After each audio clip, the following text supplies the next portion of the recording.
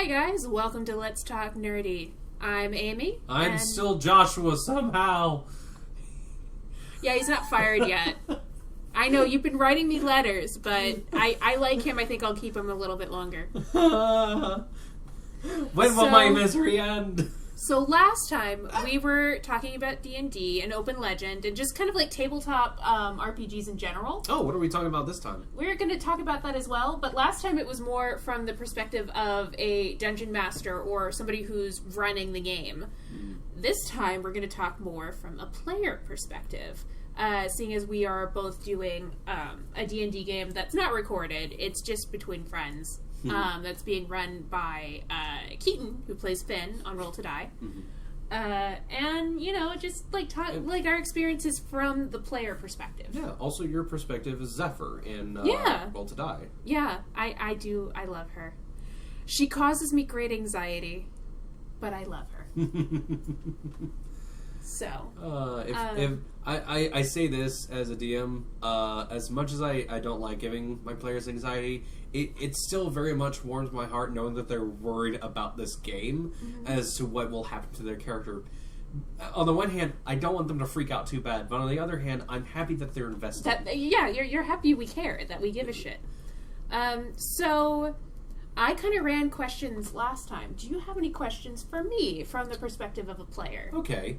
So, throughout this adventure, so for the campaign that I have set forth for you, The Power to Rise. Yeah, which has been a blast so far. Since the beginning of it, since to where we are now, I have ensured to make things as much fun as possible to provide you guys with various sorts of adventures, subvert expectations, provide different unique mysteries to everything.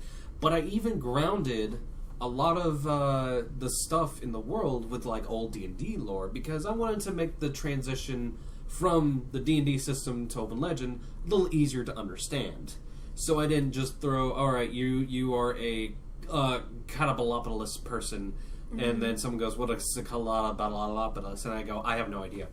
Yeah. So instead, I just use the base functions of everything to carry over. In any case, and since then, since the beginning of this campaign, you guys have also discovered that you guys are not only playing with D&D adjacent sort of stuff, you're also playing in a sort of post-apocalyptic D&D setting. Yeah, it's post-apocalyptic Faerun. Yeah. With the introduction of an NPC that will go nameless. You don't want to talk about him? He's not important. You guys are. Okay. Jack Bones. Jack Bones. Mr. Jack Bones. In case you need the name, there it is. Love of my life, Jack Bones. So since the beginning of this campaign, everything I've thrown at you guys, everything that's been new or old or familiar or anything along those lines, what things have resonated with you a whole lot? What sort of challenges have really stuck out to you? Well, I did give you pretty much a blank slate of a character. Let's talk about Zephyr, actually, yeah. Yeah. So, Zephyr, from her basest, purest creation standpoint, where she entered the world and was there. Yeah. And when you made Zephyr... I also don't... I came into this knowing nothing about D&D. That's true. So I didn't know anything about the lore. So I did flavor it that my character was kind of brought up separate from a lot of things and very sheltered. So what she knows is like stuff you would read in fairy tale books. Which makes sense. Yeah. And because I knew that some of my players weren't entirely like down on all the lore bits of every single thing, I just made up a new world, kind of. So what is your question? Zephyr from inception to now. Zephyr from inception to now. How has her growth, how has things that have happened to her surprised you? Because you came into this world... When we sat down to create her, I sat you down with the idea of make whatever character you want, but I need you to have your character have a goal. I need you to be going to this particular city for a reason. And with Zephyr, her reason was she's looking for her biological family. She doesn't really know what she's going to do when she finds them, because she's rather pissed at them for putting her in a place where that wasn't good, that was not good at all. Zephyr was put in an orphanage that didn't like her because she's a tiefling, and which is the reason I chose that race, is because, you know, being brought up in a religious sort of orphanage, she was not treated the best. As a matter of fact, the reason she's not at the orphanage anymore isn't because she aged out. It's because they tried to exorcise something in her, and she may have killed a bunch of people. Like, this is why she's afraid of water, because they put her in water trying to exorcise whatever it is that's inside of her out. And she passed out, and when she woke up, there was no more water in the tub. The tub was broken, and there was people laying and not moving on all sides. So she escaped with her sister. Her sister was also a tiefling. Who she calls her sister because they're both tieflings. They're both tieflings, and she just assumed that they had to be sisters because they showed up at the same time. From there, she went to. She was found by a caravan of furbolgs, and a smattering of other races, but mostly furbolgs. And she was kind of raised in this sort of, for lack of a better word, in the sort of Romani type setting where they're traveling and doing good, and this is where she gets a lot of her morals from. This is all pre-campaign. At some point, she got word that what she's looking for may be in Claimhold, that there might be some way for her to figure out who her birth parents are in the records kept in Claimhold. Claimhold is known for a particular section called the Hall of Pages, which is basically their big-ass paperwork DMV situation sort of thing. Yeah. But having a lead on something, Zephyr was brought towards Claimhold in order to find out what's been going on. Yeah. Specifically to Claimhold, but we couldn't get in. None of the players could get in. That's something we had to work towards. So she ended up staying, she ran away from the caravan, left her sister there, and ended up staying in this town called Begging Gate in the Safe and Sound with the tavern owner.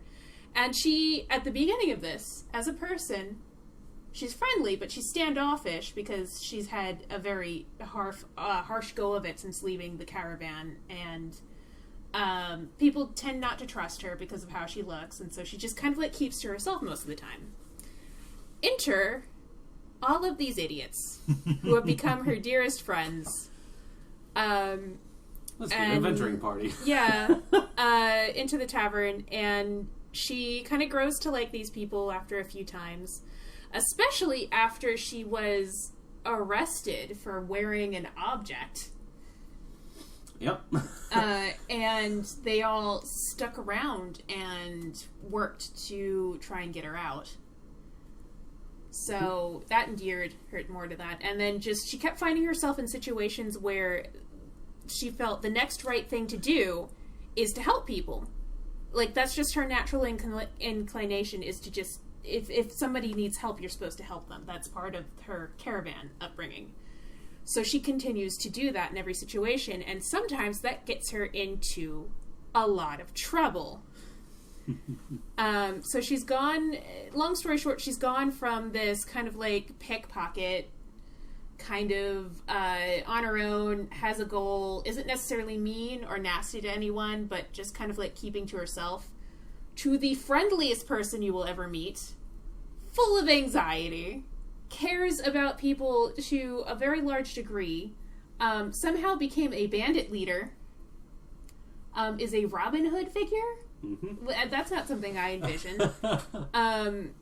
And currently has a new mission to... Well, you know, you want to talk about the thing that happened? So, when you approached me with the concept for Zephyr, you told me about she was like a knife thrower, she was a tiefling, she was going to be able to do this and that, and you had a ton of weird character stuff that you wanted to introduce to this sort of thing. I said, okay. Well, once again, completely fresh to D&D. Didn't really know what a tiefling was, didn't really know any of this other stuff, so...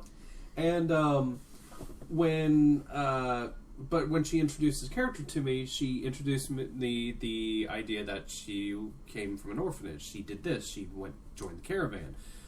She went to the city because she's trying to find her parents. And then she goes, and that's all I know. Yeah.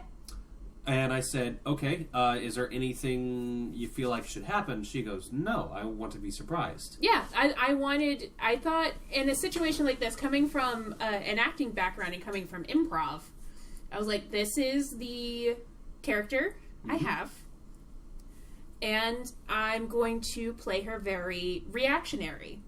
So whatever you put down, I will react to it. I will also be proactive when the story wants me to be proactive. But as far as where this character is going, that will depend on what's happening in the story. And that's also why I chose to start her so young. Because if you start your characters as teenagers, you get to, and you intend on playing them for a long time, you can have them grow into these other people. Because I find from playing with some people outside of our group and just talking to them about their characters, a lot of people start with like an end game concept. Don't start with the end game concept. You can work towards that, but I've found it more fun and more surprising and more rewarding to just kind of surrender to where the story is taking me. And that's been fun. So I had no idea the things you were going to do. Oh, man. So I like Zephyr so much, and I like a lot of the characters so much, because a lot of them have started out with, I am trying to get my bearings on the world and see what's out there. And Zephyr has been the purest example of, I am brand new to this. Where do I go from here? And the obvious direction whenever you run an RPG is you grow. And you change, and you grow in power, and you evolve, and you adapt, and you have to change, otherwise you're not going anywhere. You're not playing an RPG. Okay, so beginning Zephyr. So when you introduced to me the concept of you don't know what your parents are, that was literally just the biggest blank check I could have ever received for a secret. And when you guys made your characters, I have already written out everyone's secret backstory stuff. I've worked with everyone on details about their backstory, where they came from, where they're going, people that they know who might be worked into the campaign in a future date. Zephyr has nothing except her sister, the caravan, a few other things. So her parentage, the crux of her goal is a very simple goal. She just wants to find her biological parents, and at the beginning, she wasn't sure if she was going to kill them or not. We weren't sure if this was going to be an act of vengeance. Did the parents want her around? Did they kick her to the curb? Did they anything along those lines? And I took that and I said, I will work with this. So Zephyr gets to town. She finally manages to get inside this town. With a clear name. She's no longer wanted. And she takes a friend with her to the Hall of Pages. Yes. Goes through the whole environment, everything, trying to find out details about it. And she discovers that there's actual paper records of the many different towns that are allied with the city, and that they basically are trying to form a sort of like a paper route to everything going on. And there actually is a paper trail for orphanages. And Zephyr can't read, which is why I have Phony with me.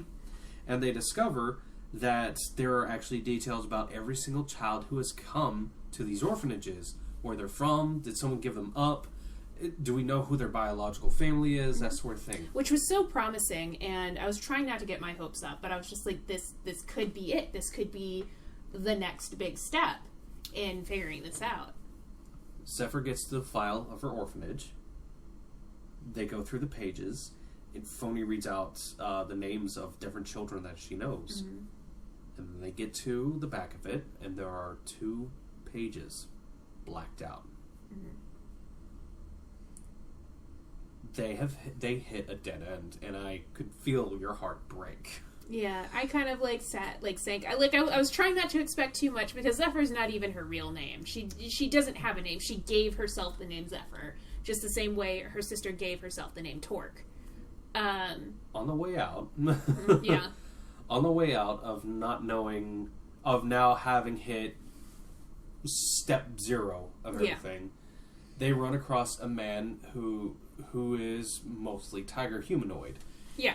Mind you, throughout this campaign, she knows plenty of other feline creatures who... So it wasn't that surprising. I wasn't looking for anything. So this robed tiger man, she already knows plenty of tiger people, stops her and asks a couple of questions and says, I think I know where your mother is. Because of one other detail I gave you. The birthmark. The birthmark. I was like, this character is going to be very pretty, but I wanted this sort of port wine stain, which I've always found gorgeous when I see them on people. I think it's like this beautiful sort of like rosy coloring, and just in the interest of being like, hey, I have this beautiful character who also has a port wine stain, because port wine stains are beautiful. I made that a part of the character, and I wanted it to feel like almost like a hand sort of cupping underneath her jawline. So this man looks her over, notes the horns, the eyes, and the birthmark. Oh yeah, that's the other thing. Because I didn't know what tieflings are supposed to look like, I accidentally made both my tieflings look wild. Like, think a Taliesin character. That's perfectly fine. Yeah. I like characters that look a little unique and different. Yeah. But I honed in on, like, a lot of her features, and basically this man says, I need to introduce you to someone. And so... Oh, and also Zephyr just happened to have her face thing down, so he spotted the birthmark before she kind of like... Yep. Because he reached out and tried to touch it, she was just like, okay, no touchy, and like pulled her face mask back up. So, somehow he convinces her to come with him. He basically said, I think I have information on your mom. He brings her under the ground through a series of sewers. Thankfully, it didn't smell like complete shit. To a chamber that's long, it has support columns going up, and they're chained and bolted onto the wall. Yeah. Is a woman with full, great big white feathery wings, who greets Zephyr as her daughter. Yeah. It was weird. So Mom greets her in Celestial. That hurts, It does. It hurts Celestial hurt. Celestial hurt quite a bit. And like a little bit of migraine inducing. But then she switches over to Infernal and explains, I'm your mother. Long ago, we lived happily in this town until someone decided to imprison me here and snatch you away. She was not that convincing. She was not. She was not. And I think there's a hesitancy when it comes to anything that comes to do with her lineage, with her parents, with any of that. Like, Zephyr's usually very carefree, but when it comes to specifically this one thing, she gets over-analytical and really anxious over it. So Zephyr got close, but not close enough to where if she reached out, she would be able to touch her. It was just one of those things where she's very cautiously... and I started referring to this person as Maybe Mom. So she's looking up at Maybe Mom, unsure how to take all this information about the fact that her mother has possibly been chained up to the wall in the sewer. It also just seemed really convenient. When she gets shot by a crossbow bolt. At which point I went directly into, no, motherfucker, you did not just shoot my mom, and I left out. A gentleman had shot her, and seeing that this new being was basically trying to suddenly chase him down, fled, and basically started a chase through the city. You went through buildings, you went over carriages, My downfall was a cranky old man. Your downfall was, unfortunately, a cranky old man. And I ended up losing him. Who I did design to be incredibly cranky. He was such a bastard because I didn't. Okay, Boomer, I'm sorry I didn't stop my chase to pull you up, but unfortunately I have other shit to do. But you managed to follow after the chase longer and longer. Your friends got involved, and eventually you managed to corner this man in the market. And it turns out that he had pulled the old switcheroo like in Hot Fuzz 2 or 3 times. Yeah. Upon finding out that this man wasn't the one you're looking for, you dust him off, you let him know that you're not here to hurt him, you get a little bit of information from him, and You figure you're at another sort of weird dead end, but you should check on your mother. And you bring your friends over, and it turns out that manhole that you flew out of has been bolted down securely. And I can't get back in. This is not a rusty padlock situation anymore. Someone has come along and bolted it down because it's a safety hazard. And Zephyr's getting frantic. She's trying to dig around. She's trying to find some way. She's not being subtle. And she's rarely subtle. The Tiger Man from before acknowledges to her, it's now is not a good time because there are things hunting you. You need to be careful. Just stay safe for now, please. I'll approach you when things are right. And this was Charles. Charles he introduced the himself Tiger Man. as Charles. So she goes, and it's at this point I remind the players that, by the way, you left Phony all the way back there when the chase started. And I felt like a pile of shit.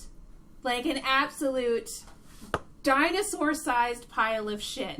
Because at this point, Phony had been Zephyr's best friend and had been there for her the whole time. And I had gotten so wrapped up in this bullshit that I had completely left her behind. Mm-hmm. And I have been trying to make up for it ever since. So we decide she's missing. We look around. We can't find her in the immediate area. I go back to the library. Can't find her there. And so we're just okay, well, maybe she made it back to the tavern, the place where we were staying. You make it back to your temporary housing. You go into your room, and you find that there's been a message left for you that says, "We have your friend. Come peacefully to this location." And how was I able to read that again? It was written in Infernal. That's right. And I was able to... This is the first time I was able to read something because it was written in Infernal. And that, of course, shocked the hell out of me. I was like, I'm supposed to be illiterate. How can I read this? Mm-hmm. So you grab your things. You head out into the night. Thankfully, you're tailed by someone who can spy on you. Torpedo. And you get all the way to this place. And you meet a man who'd been introduced in the tournament earlier. Ah, yes. Mr. Soon-to-be-dead guy. Yeah, poor guy. He brings her upstairs to this very shitty-looking apartment. Mm-hmm. And she's introduced to a man who just shot her mother. Who immediately asks, "Have you eaten?" Yeah. And she handles it in Zephyr fashion, which is basically the first thing she does is check on Phony, and seeing that no harm has come to her, that she even seems, and Phony even seems almost casual in the situation. She's just kind of you should listen to him. Just hesitant, but also along the lines of, he told me a bunch of stuff, you need to listen to what he has to say. And because she trusts Phony, she sits down, and she's still very kind of guarded, but she's listening. Mm-hmm. And so he gives her steak. You all sit down. He cooks up a hunk of steak for you and explains to you that that thing down there, that woman that's chained to the wall, is not your mother. That thing kidnapped you when you were a child from your home, as well as a smattering of other children, took you all down into that chamber to perform a ritual. And he says, I have no idea what it was going to do, but it was nothing that was great. And he starts dancing around a few factors, because in D&D lore, and I use this in my own game, that there are only very particular ways you can kill a devil. I have expanded it to a few other ways, as kind of suggested by a few other creators. Mm-hmm. But the most surefire way to kill this sort of being is either by a fiendish creature killing them for their own, to gain that influence and sap them of their power, or basically killing them with pure intentions. And Zephyr could do either. Yes. So he was hoping to get the latter. Yeah. And he starts using various odd terms, blood. He confused the hell out of her is what he did. And, yeah. And Zephyr wasn't entirely sure he was on the up and up. He said he had a truth-telling device up, so that he could tell if I was telling the truth, and that he would have to tell the truth as well. So she's sitting there at the table, and she's just okay, he said there's something special about my blood. He said, and I remember taking notes during this. Mm-hmm. Good players take notes. Take notes if you're a player. Take notes if you're a player, because you never know what might come back up later. So I was taking notes, and I'm okay. he said there's something special in my blood. I'm the only one who can do that. All the while, she's also thinking, maybe this is my dad. I don't know what's happening. Maybe they banged and made me. I don't understand. She's this weird bird person. I don't know what's going on. Help, help, help. Yeah. Maybe they're both my parents and they're having a spat. Yeah, so she kind of leaves there just going like... I want full custody! Boom! And here's the other thing. Zephyr's not... Her first instinct isn't to kill people unless they are actively trying to kill her. And she wasn't... At this point, she wasn't sure if E... who we would come to know her as later, E, down in the sewers, was going to have ill intent toward her because she hadn't shown that yet. Right. And this Charlie guy seems to be on the up and up, and he's telling me this is my mom. So maybe he's confused, maybe I'm confused, and basically I took way too long to make a decision. You also came to me with the idea that Zephyr does not see... when people talk about the true fight between good and evil, she doesn't believe in evil. Because you see, she does not believe just in about evil. all shades of gray. Yeah, and evil doesn't exist. Yeah, she doesn't believe evil exists. There have been things trying to prove to her that evil exists since then, but she doesn't believe that total evil exists. So she thinks maybe there's a way out of this, where I don't have to kill E, where Decker's okay, and we can resolve this without any more bloodshed or death. And she was wrong on all counts. And so the dominoes were hit. Yeah. Zephyr goes back home, convenes with her group. They manage to get a little bit of information, and Keltrin finds out a little bit of a possibility. And everyone's like, okay, well, maybe we can still work around this. Then they find out that Decker had left his apartment and is going to investigate something. All forces kind of converge inside the chamber. Before we were really ready yet. Yep. It was time. It was happening. Which is another thing, as a player, don't assume that things are going to wait for you. Indecision is your crippling problem. If you cannot make a decision, the world will move. Mm-hmm. So this is one of the times where I just waited too long to make the decision. And then once I did make the decision, I didn't have all of the information that I needed. Mm-hmm. So I further fucked up. We get down there. It's revealed that Akers has been turned into a sort of doppelganger-like construct that manages to break the power on the chains and releases E. And once E is released, her true mission is revealed. E is not an angel. She is an Erinyes, who uses their looks in order to deceive people into thinking that they are. An Erinyes is basically a judge, jury, executioner from the hells that is basically sent by the devil, the archdevils themselves, in order to mete out their brand of justice. So this Erinyes, and as it's revealed that Charles is blockading the way out for them, but he's not to be fucked with. So he declares to E, I fulfilled my end of the bargain, let's see if you can fulfill yours. So combat ensues as this Erinyes takes to the air, starts utilizing chains, bows, swords, all sorts of different weapons against you guys.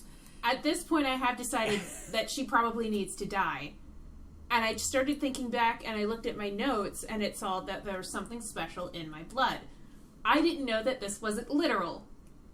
So, I took one of my knives, and I sliced open my hand, and I coated it in my blood in order to stab her with it, seeing like, oh, maybe there's something about my chemistry that I need to use to kill her with. Maybe that's what he was trying to get to. I was completely wrong. You drew it out, and I had hoped that I had hinted at this well enough with all the talk about it. But I referred back to Decker explaining that she was kidnapped and brought down for a blood ritual. And those markings were still on the floor. And guess who is now spilling blood all over the ritual circle? The ritual circle activates. The apocalypse is coming. E is attempting to summon her biggest, I almost greatest destroyed boss. the world. I almost destroyed the world by bleeding on the sacrificial circle. So for those of you DMs who are trying to figure out what things to do for their backstory, maybe a little bit of apocalypse is a good idea sometimes. Like, It's a good motivation. Maybe not everybody, but like good world-saving stuff. A good, like, 3 members of your party should have apocalyptic backstories, wouldn't you say? That's about what you've gone through, right? But yeah, I get my ass handed to me. I get like a couple of good licks in, but for the most part, E is just so much more powerful. And mind you, I've been constructing and building these fights for there to be an even challenge for everyone on the board. There is a problem. Our players have gathered together so many extra allies that I'm not just balancing for the team. You're I have to balance for the extra help. So this monster of a woman flies down, grabs Zephyr, and hits her with a death spell. But that's after Zephyr had pretty much very fully pissed her off because she was attacking the other players, really hurting them. Like, this was not going in our favor whatsoever. The dice were not. And Zeph did a sort of like Hail Mary where she just kind of like, was this before or after I had wings? This is after I had wings. But I just flew up and was just going to just stab her. And I went up and I missed. I whiffed. And then she just grabbed Zephyr by the throat. Because Zephyr was like, stop hurting my family, goddammit. And he grabs her by the throat. And she still has the markings from this. I went ahead, I figured this was a big enough, which by the way, if you're as a player and a big enough event like this happens and you're like, no, that's going to stay on me, that's going to be a mark, that's going to be a part of my character now. I still have the mark where she burnt the death curse into Zeph. Zeph dropped to 0 HP immediately and fell to the ground. In Open Legend, Death is a level 9 Bane. Yeah. Much like D&D, there is an attribute level that goes from 1 to 10. 9 is usually the highest attainable form of anything. And at this point, I was level 3. No, you were level 4. Was I level 4? Level okay, 4. I was level 4. Still 5 levels below. Yeah. Surviving that. And because the boss had to be so strong in order to deal with everyone, she very obviously had access to this. And not to mention the fact that in D&D, yes, these creatures can do this sort of thing. So, as a player, I'm sitting there, I'm freaking out, because it was like, I don't want this to be where Zephyr's, story ends. And, as a player, you do have to be at peace with your character ending at any point, just because that's sometimes how the game is played. And this was a climactic point. And as a DM, I was ready for this to happen. Yeah. But I remember you looked over at me at one point. You literally were down on death saves. And how Banes work in Open Legend is that you get a lot of Banes. You get 3 tries on this. You roll once. If you roll and you pass a certain number, you're fine. I had rolled twice. I had rolled my You death unfortunately saves also twice. had disadvantage on it. And I had disadvantage on each one. Now, the reason I got saved, let's bring this back to another person Zephyr has contact with that's positive contact for the most part, despite getting in bad situations with this person. The dealer. Josh decided that in his very first campaign, he was going to introduce the deck of many things into this world. But, as a caveat, you also decided that it would be under the control. Many things. The Deck of Many Things is a notorious item that can destroy campaigns so easily. And I love the concept of it so much that I introduced it in session 1. Yeah, it was the very first session. With my own alterations to it. And 1, I took a card because I'm an idiot. The deck is under the control of an NPC, and he is only allowing them to draw 1 card. 2, because it's such early in the campaign, he was not going to be dealing them the worst, because obviously that would suck if your character just instantly died at the beginning. 3, I am not playing with the standard D&D deck of many things. I'm utilizing a 54-card deck. And 4, 5, the effects aren't always instant. They can be delayed. And this particular card that she wants to bring up here was a card called Donjon. One of the worst cards that you can draw on the deck. You are basically removed from a place and imprisoned somewhere by a very powerful entity. And when I drew this card, the dealer actually, I was able to convince him to take it back. So it shouldn't have been in effect. You had been drawing cards every single time he's offered. Yeah. And you've gotten good things, you've gotten bad things. I've gotten good things, I've gotten bad things. And I appreciate you so much for doing it every single time, by the way.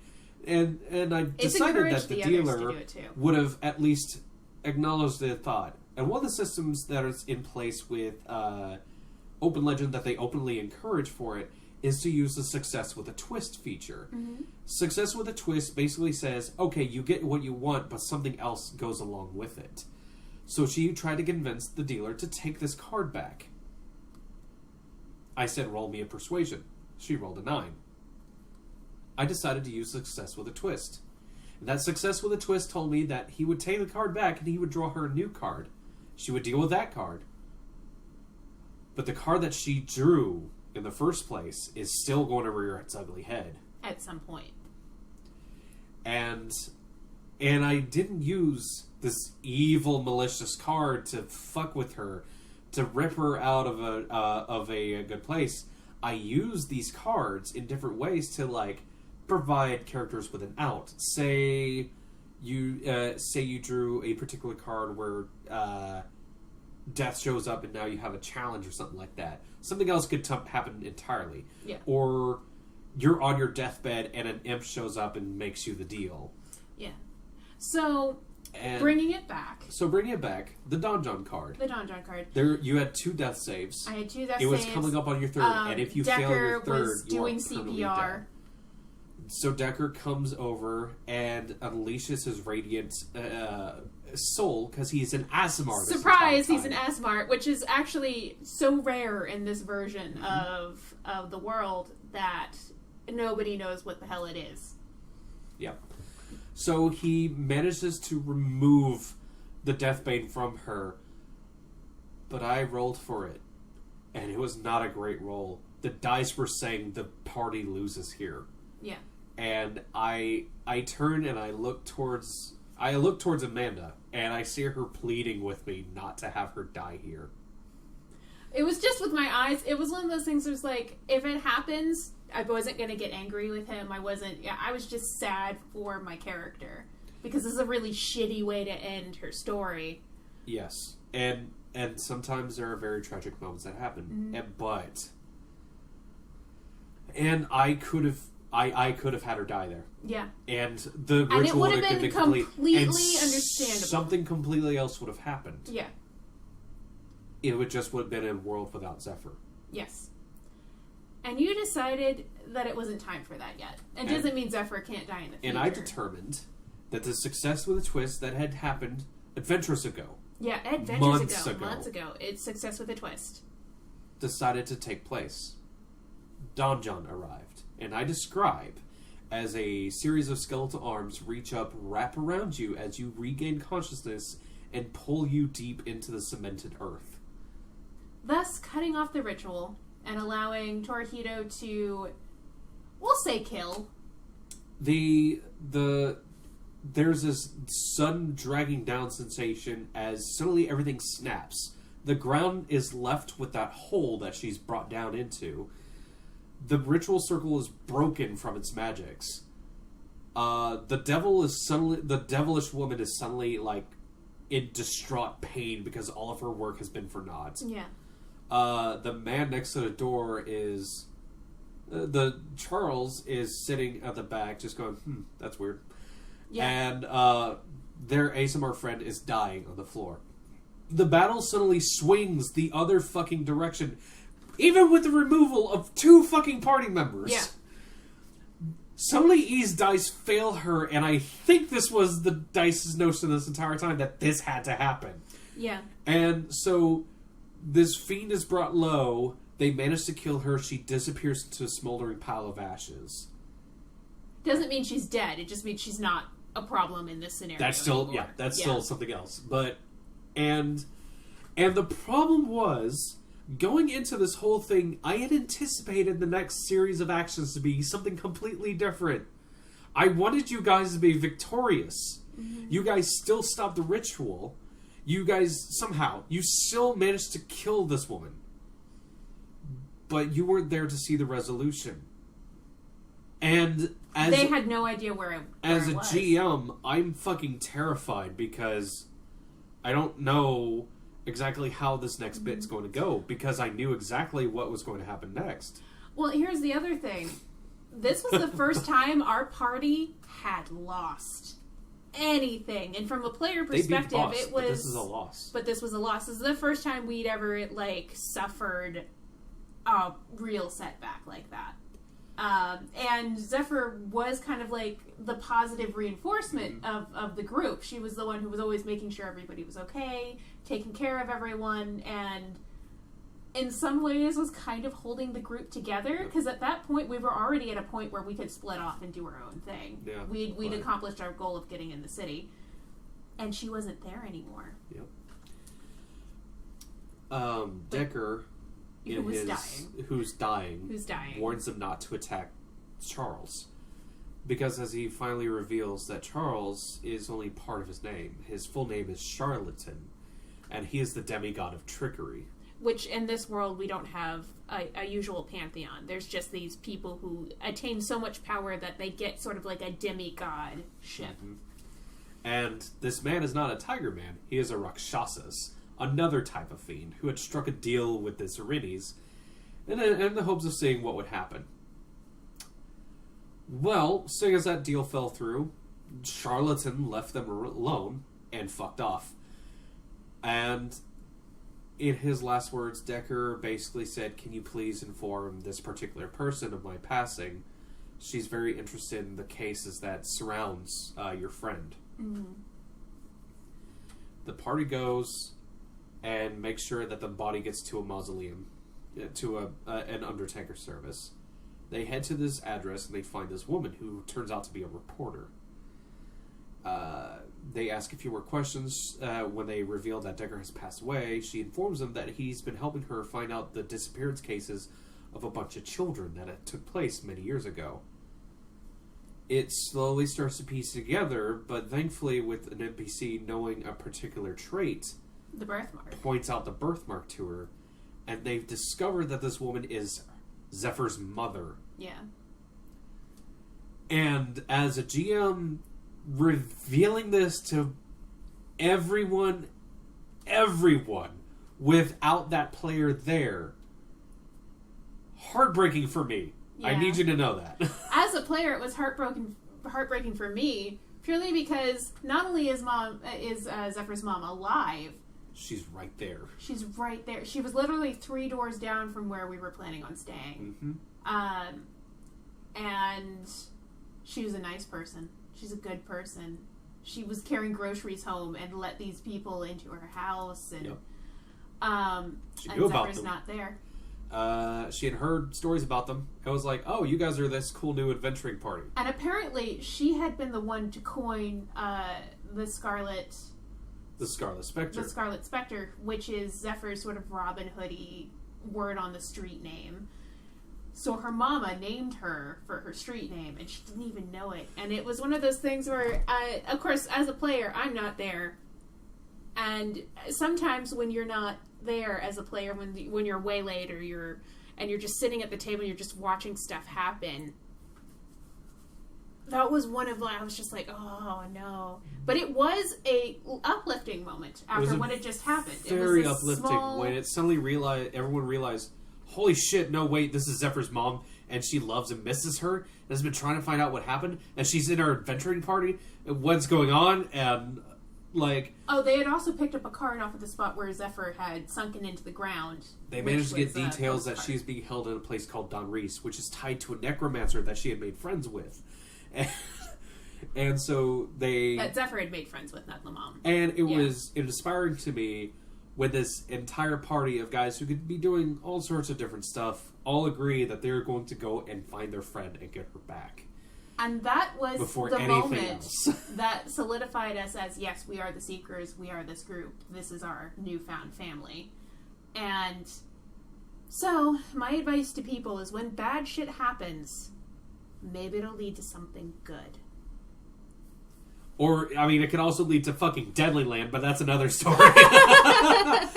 Oh, God. Man. And I still remember the night after that game ended, and everyone else is so excited because they're like, we found Zephyr's mom. We're going to go on this big adventure. We're going to find her. We're going to rescue her. And you asked me if I wanted to roll another character in the interim, and I said no. I want the fact that she's not there to be really felt. So I was going to sit in and listen, but not really be there until they find her again. And that was huge. They all got up and left and immediately embarked on this adventure to try to find her. Things happened on the way. She inspired her NPC friends to take cards out of the deck. Yeah, they had never taken cards before. Because neither of them trusted the dealer. Zephyr kind of acknowledges that he is a neutral presence, but she doesn't treat him unkindly, and she kind of likes the game. She kind of likes the game. She likes playing the game. She likes, seeing what's going to happen. And both of their NPC party members drew cards. Yeah. One of them got something really fucking good, and one of them got something pretty bad. And I'm just like, man, I hope my players don't hate me for this. But in any case, after that game where Zephyr was disappeared, and I was really sad. Everyone else was like pumped up. They were excited. They were going to go on a big adventure because necromancy was involved and all sorts of other weird stuff. Some ancient threat might be there. And I remember after the game, I turned to you and you were still distraught. Yeah, I was still pretty sad. And you were like, I don't know what's going to happen. And I said, do you want to know a secret? And I was like, yeah. And I came over to you and I said, you have been pulled into a particular place. You're not sure exactly where. You're not sure exactly when. But you were situated across the room from a particularly skeletal guitar-playing person. A person that you helped name in the past. I was very sleepy, and I said, okay, well, That's another story. That's another story. It came down to, and you looked at me and said, you are currently being held prisoner with Jack Bones. And that made me happy. And I was like, okay, I can do this. I can get through this, because Jack Bones is a character that Josh... It's a player character that Josh had played at one point. He played this character named Jack Stone. And I had very sleepily one night when discussing this player character called him Jack Bones. And a new character was created out of that. A new idea for his story took place. With that, he was going to die. Yeah. But yeah, like, I just remember looking at you going, it'll be fine. You'll have good company. Yeah. At least that was the whole thing, like, Zephyr doesn't like being by herself. Goodish company. Goodish. He is a jackass, but it's fine. You're not going to be by yourself. Oh, man. And everyone managed to get to Deadly Land. Yeah. Got tricked into an undead version of a theme park. It took us a year. to get out of Deadly Land. Between there was a few months where we couldn't really play regularly, and that was my like kind of big homage to like Tomb of Horrors and that sort of thing. So we got through that. Yeah, you guys got through that. You managed to get out. You met your mom. Yeah, and even that we played that out live, all in the same room. Almost a year later, after the first time that they had met him. Getting to see the guys out of my peripheral punch each other for speaking up during tense moments. And that was good. That's on the channel. Should you want to? It's one of the episodes. I can't remember which one now, but it's one of the. I think it's like Welcome Home Fairwind or something. Welcome Home Fairwind. I think Welcome Home Fairwind is which turns out Zephyr has a name, like a real name, and it's Melody Fairwind. You have two names. Oh yeah. Because I decided to lean into the devilish part of my nature quite a bit. And I love your, Zephyr kind of still go with the, I don't think true evil exists, and, like, meeting an archdevil. Well, not exactly meeting him, more like creating an archdevil. Oh, yeah. through means of And he's my good friend. like He's a good guy. siphoning power off of and getting pledges from other powerful fiendish creatures to put himself in a position of power. And these guys got suckered by Archdevil and their friends. Yeah.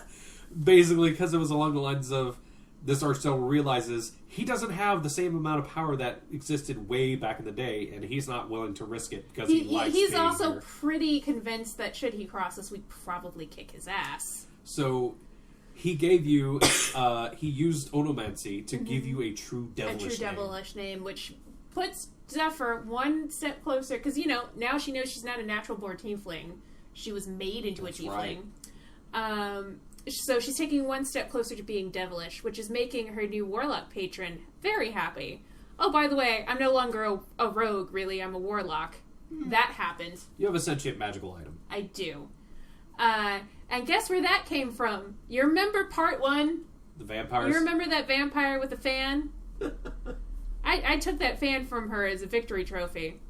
Man, that reared its ugly head. Oh, yeah. I have a sentient magic item now, which, by the way, sometimes your DMs will do shit like that. Just go with it. Just go with it. Because sometimes the more you fight it, the worse it gets. Just bide your time until you can figure shit out, okay? But yeah, you guys have been great. And now we're playing in a new D&D game as well. We are, and we both get to play as characters now. Yeah. So I tell you what, this is going on another hour. So let's do part 3, where boy. we talk about... Probably a mini part. A mini part? Yeah. My sinuses are clogged. I'm sorry. It's okay. So we will do one more part to this, and maybe a little mini-sode, where you get to talk about some of your players. Sure. Or My one of your player characters characters. or other things that we're working on. Or other things that we're working on, or So like part 3 concepts, or even like part 3 we'll talk about the Part process 3 will of, be this, that, and the other. Yeah, we'll talk about a lot of stuff. Reason. All right, let's talk nerdy D&D part 3. We'll be coming at you soon. Woo! Bye. Bye-bye.